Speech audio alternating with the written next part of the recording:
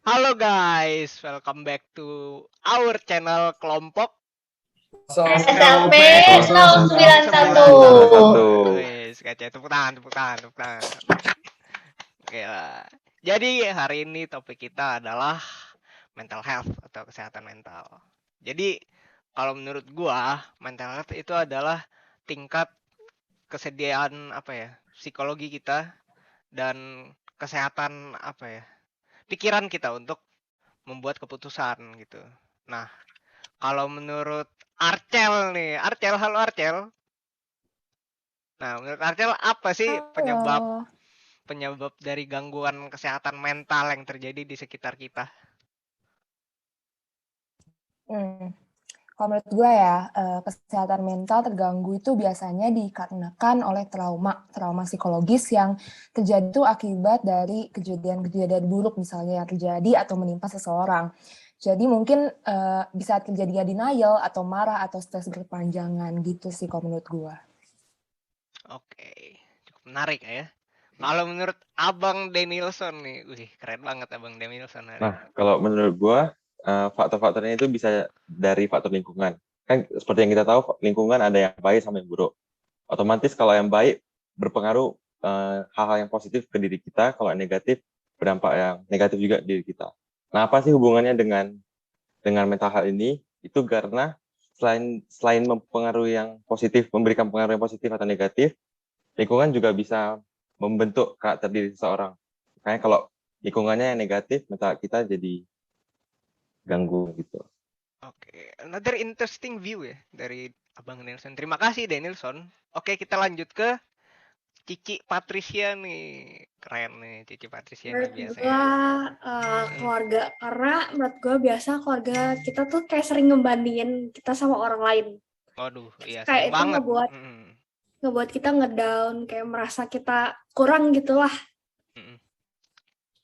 Oke, terus ke Abang Jonathan. Gimana Abang Jonathan? Kalau menurut gue sendiri, pandemi juga jadi salah satu penyebab sih ya kesehatan mental. Soalnya gara-gara pandemi gini, kita yang dulunya sering keluar rumah, sering nongkrong-nongkrong gitu, kita jadi halang lah istilahnya. Kita jadi di rumah terus mental kita juga jadi mental rumahan. Kita juga jadi apa ya ngerasa males gitu lah. Lama-kelamaan jadi ngobrol sama orang keluar gitu, kita jadi males. Istilahnya kayak no life gitu lah kita yang terjadinya. Menurut Oke, gue sih itu ya. oke keren keren keren. Kan ada yang mau nambahin lagi nih? Penyebab mental health kan baru baik banget tuh. Gimana gimana? Wah, sepi nih. Ya udah, kita lanjut aja ke pertanyaan kedua. Gimana sih pencegahan dari gangguan mental health itu sendiri? Mulai dari Cici Vin. Vin. Kalau menurut gue sih salah satunya jangan self-diagnose ya. Kan kadang ada tuh ya banyak di Google kayak tes-tes gitu. Menurut gue sih itu nggak 100% accurate ya. Jadi kalau memang udah serius, mending ke seek professional help sih menurut gue. Oke. Terus dari Kakak Felix gimana Kakak? Nah, menurut gue yang kedua yang paling penting untuk mencegah seseorang terkena gangguan mental adalah dari orang tua sendiri yang harus mensupport anaknya. Nah, seperti yang tadi Patricia udah bilang kan, banyak orang tua yang membanding-bandingkan anaknya yang membuat mental anak itu tersebut down. Nah, maka dari itu anjuran terhadap orang tua itu lebih menghargainya dan berharap bahwa anaknya itu jangan dengan kemauan diri sendiri gitu. Oke. Oke, oke. Terus dari siapa yang belum ya? Kakak Meta. Kakak Meta. Gimana Kakak Kalau Meta? menurut gue self love itu paling penting sih. Kayak kalau misalnya kita nggak ada self love kan, kita tuh pasti sering ngerasa insecure kayak gitu. Kita suka banding-bandingin sama misalnya yang influencer Instagram yang cantik-cantik dan kita tuh merasa kurang. Kita merasa kita tuh nggak pantas dicintai juga gitu. Jadi kalau dengan adanya self love kita bakal bisa meningkatkan kesehatan mental kita menjadi yang lebih positif.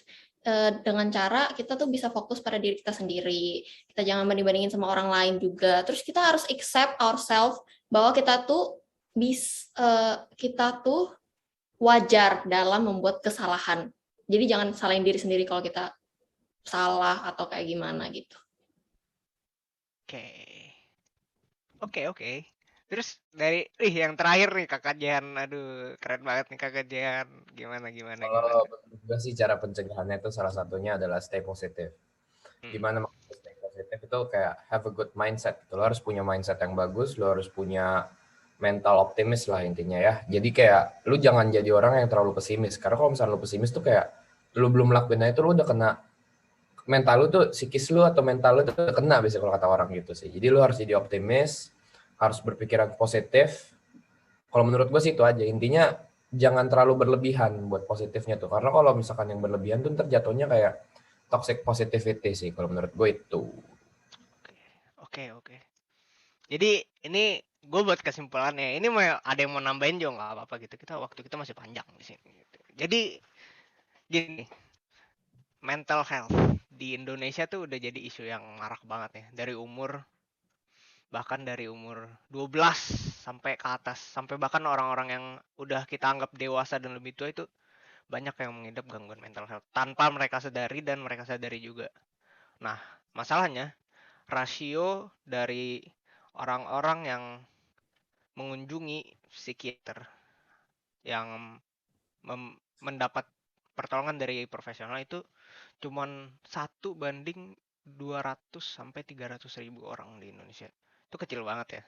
Makanya di dunia ini mental health itu sangat penting karena mental health itu sangat berpengaruh dalam mengambil keputusan. Setuju nggak semuanya?